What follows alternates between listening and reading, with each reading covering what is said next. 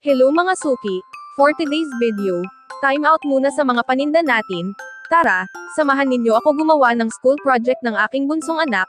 Actually, repair na lang ang gagawin natin dito.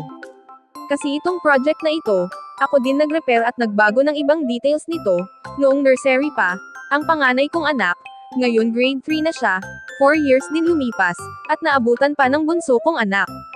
Bali, pangatlong beses na itong aayusin, kasi alam ninyo naman ang mga bata masyadong curious sa mga bagay-bagay. Kaya nasira na yung plastic cover at yung ibang details na wala na sa dikit. Nasira na din yung cover, na blue cartolina, sa board. Kaya hindi basta-basta repair lang yata gagawin natin dito, uulitin na natin ito. Pero sa pagkakataon nito, mas madali na lang kasi, nung unang gawa ko dito, dami ko pa, binago nagdagdag ako ng mga details, may binago ako na ayos, kagaya ng hospital, simbahan at munisipyo. Ngayon nga nag-iisip ako, kung ano naman ang pwede kong gawin para may iba naman uli. Pinalita ko na nga din pala, yung kulay ng board niya, ginawa ko na itong kulay, green, syempre, paboritong, kulay ko ito. Tsaka ang community naman mas magandang tingnan, kapag kulay green, di ba?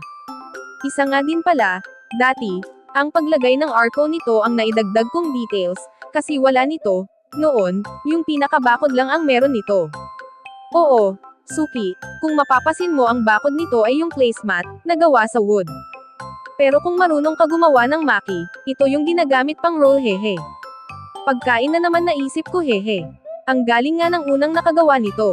Yung unang-una talaga bago ako, naisip niya ito, akala mo tuloy itong naka-aquarium or nakalagay sa salamin kapag may plastic cover, sadya lang talaga mas magagaling ang mga bata kasi tusukin ba naman ng lapis.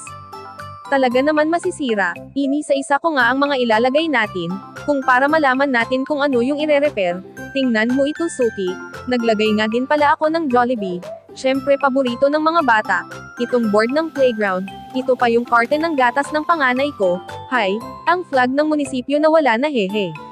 Ay ito pala, buti na lang di ko na kailangan magpa-print pa ulit. So, yun na nga suki abangan ninyo naman yung susunod na video para sa pagtatapos ng project nating ito.